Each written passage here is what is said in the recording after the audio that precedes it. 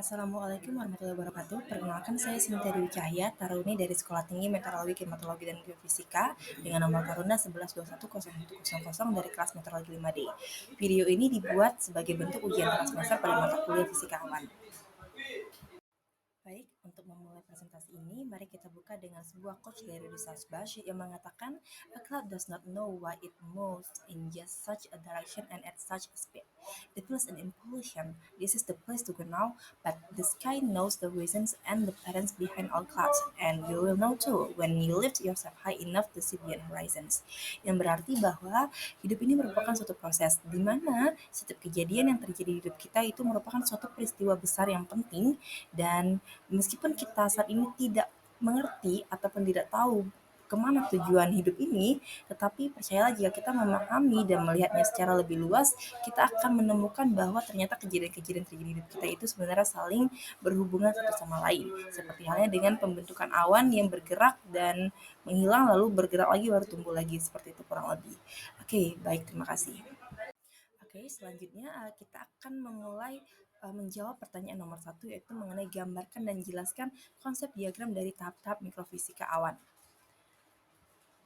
Oke, di mana pada pembahasan nomor satu ini kita akan membahas tentang proses mikrofisika awan yang diawali dengan nukleasi.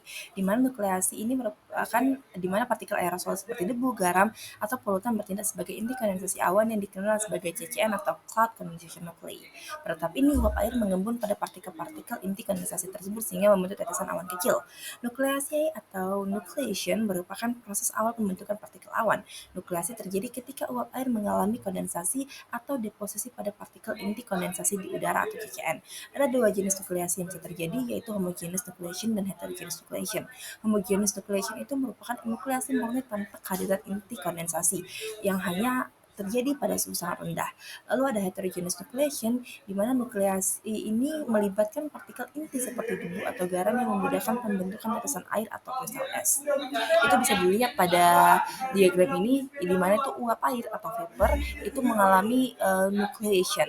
Oke, baik itu pada cloud water ataupun cloud ice, di mana cloud water ini menandakan warm cloud dan cloud ice ini menandakan cold cloud. Oke, proses selanjutnya setelah proses nukleasi ada pada tahap kondensasi dan deposisi, di mana kondensasi ini merupakan uap air yang berubah menjadi tetesan air pada inti kondensasi atau aerosol, dan proses ini meningkatkan massa hidrometer atau tetesan awan atau tetesan air awan. Sementara itu, deposisi merupakan proses uap air yang berubah langsung menjadi es pada inti deposisi dan membentuk kristal es dalam kondisi suhu yang rendah. Selain dari di samping proses-proses tadi juga diikuti oleh evaporasi dan sublimasi, yang merupakan kebalikan dari kondensasi dan deposisi. Evaporasi merupakan tetesan air yang menguap kembali menjadi uap air dan mengurangi jumlah dan ukuran hidrometer air. Sublimasi merupakan kristal es yang berubah langsung menjadi uap tanpa melewati fase cair, mengurangi konsentrasi hidrometer es di awan. Selanjutnya ada proses priming yang terjadi ketika tetesan air super dingin atau supercooled droplets menempel dan membeku pada permukaan partikel es seperti kristal es dan membentuk partikel air yang lebih besar seperti droplet. Selanjutnya ada proses accretion atau penggabungan yang terjadi ketika tetesan air bertumbukan dengan tetesan air lainnya, atau proses ini juga dikenal dengan collision and coalescence yang membentuk partikel air yang lebih besar di awan, atau proses autoconversion yang akhirnya dapat menghasilkan hujan.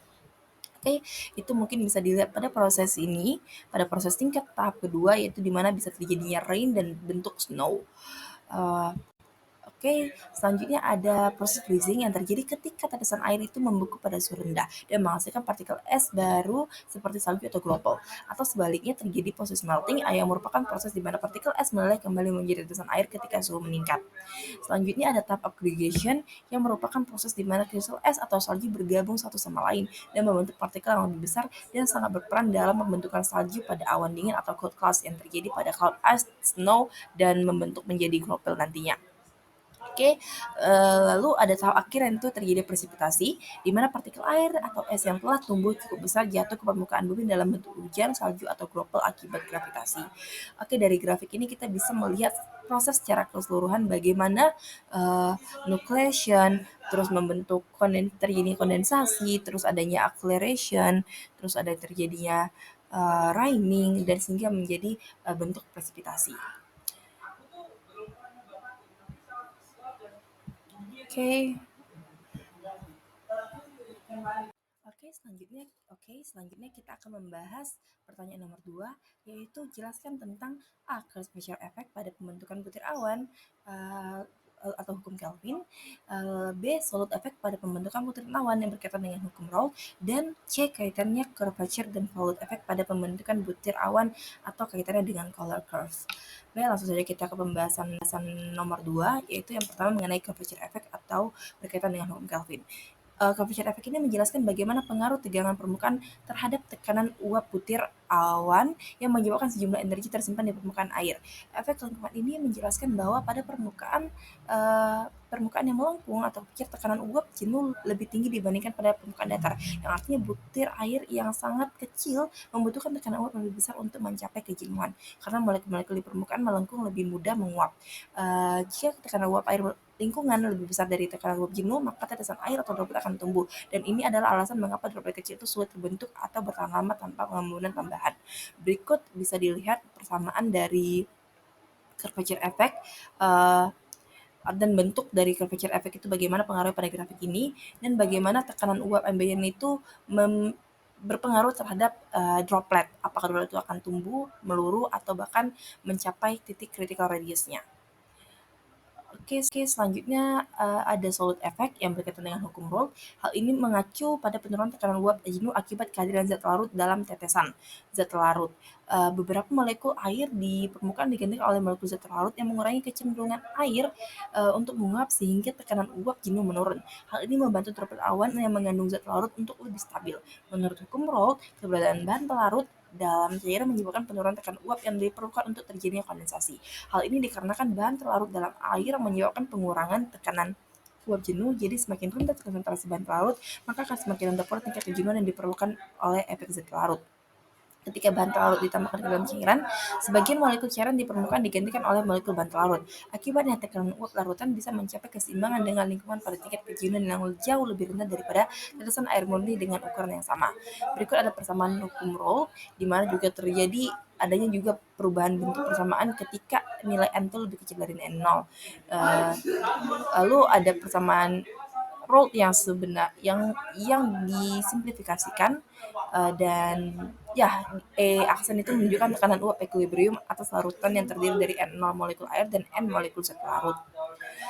Oke, selanjutnya kita akan membahas mengenai Kohler curve atau kurva Kohler yang mengkombinasikan efek curvature dan solute untuk menunjukkan bahwa tetesan air awan itu memerlukan kondisi supersaturasi tertentu agar bisa tumbuh.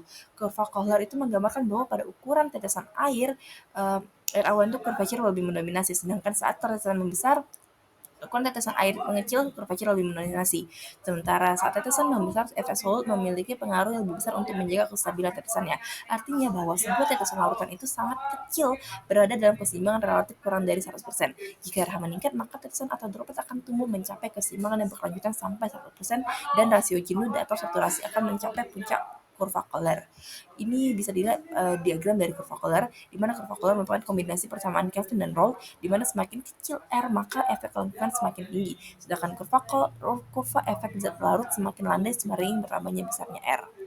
Oke, mungkin di sini bisa dilihat ada beberapa titik puncak dan radius kritis, di mana ketika radius kritis itu ketika radius tetesan itu melebihi nilai radius kritis, maka tetesan akan berada dalam keseimbangan stabil dengan lingkungannya, dengan rasio jenuh keseimbangannya menurun di bawah nilai kritis rasio jenuh. Tapi ketika kelembaban relatif meningkat, maka tetesan akan terus tumbuh hingga mencapai keseimbangannya kembali. Oke, jadi pada saat radius tetesan itu sama dengan nilai radius kritis, maka inti kondensasi itu akan diaktifkan. Dan jika rasio jenuh itu melebihi nilai kritis rasio jenuh, dan jika rasio jenuh titik puncak itu melebihi nilai kritis rasio jenuh, maka tetesan akan terus tumbuh melebihi dari radius kritisnya. Jadi setiap perubahan pada nilai rasio jenuh itu akan memicu pertumbuhan atau penguapan tetesan, namun akan menyimpang dari nilai radius kritisnya. Oke, selanjutnya kita akan membahas pertanyaan nomor 3, yaitu jelaskan tentang perkembangan beberapa modifikasi teori parsel udara sebagai efek dari teori parsel yang terlalu cepat dalam akselerasi gaya buoyancy. Untuk pembahasan nomor 3, teori partial dasar mengasumsikan bahwa partikel udara itu mengalami akselerasi langsung sesuai dengan perbedaan suhu yang berpengaruh terhadap gaya apung atau buoyancy. Modifikasi teori partial udara adalah pendekatan dilakukan untuk meningkatkan akurasi dan relevansi pola pergerakan udara dalam atmosfer, terutama dalam konteks dinamika atmosfer yang lebih kompleks. Berikut adalah beberapa modifikasi yang umum dipertimbangkan yang saya kutip dari buku Rogers. Eh, yang pertama ada beban air terkondensasi atau the burden of condensed water. Itu terjadi ketika air mengembun dalam partikel udara dan beratnya menambah beban partikel udara tersebut sehingga mengurangi gaya buoyancy. Modifikasi dilakukan dengan memperhitungkan rasio pencampuran kondensat dalam perhitungan gaya buoyancy. Terus yang kedua ada kompensasi gerakan turun atau compensating downward motion, di mana saat partikel udara naik, udara di sekitarnya itu harus turun untuk menjaga keseimbangan massa. Proses ini mempengaruhi suhu partikel dan lingkungan serta mempengaruhi stabilitas thermal. Analisis menggunakan metode slice dapat mempertimbangkan pengaruh ini. Terus yang ketiga ada pengenceran dengan pencampuran atau dilution by mixing. Pencampuran antara partikel udara dengan udara di sekitarnya atau entrainment mengurangi buoyancy dan mengubah sifat termodinamik partikel. Pencampuran mengharuskan pertukaran panas antar partikel dan udara di sekitarnya. Dan terakhir adalah aerodynamic resistance atau the bubble, mengenai the bubble theory jet and plumes. Dalam teori ini, kecepatan vertikal dari gelembung konvektif itu dipengaruhi oleh ukuran dan buoyancy gelembung. Teori ini membantu menjelaskan karakteristik gerakan vertikal dalam struktur konvektif seperti awan cumulus. Selanjutnya pertanyaan nomor 4 mengenai dengan perhitungan, di mana kita diminta untuk menghitung super saturation lingkungan.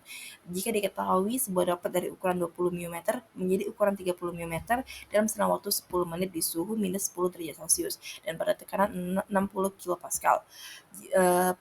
Pada perhitungan ini kita mengabaikan efek pelarutan dan kelangsungan di dalam persamaan pertumbuhan droplet, yaitu E menjadi sama dengan 10 pangkat 1,5. Oke, untuk pembahasan soal nomor 4, itu kita pertama mengetahui dulu persamaan laju perubahan kondensasi. Oke, itu yang ada pada persamaan pertama. Lalu kemudian ada rasio saturasi lingkungan. Lalu kemudian diketahui juga mengenai dengan FK dan FT-nya. Dan kemudian dari situ kita mendapatkan menghitung RT yang kemudian dikuadratkan untuk mendapatkan nilai E-nya, nilai laju perubahan kondensasinya.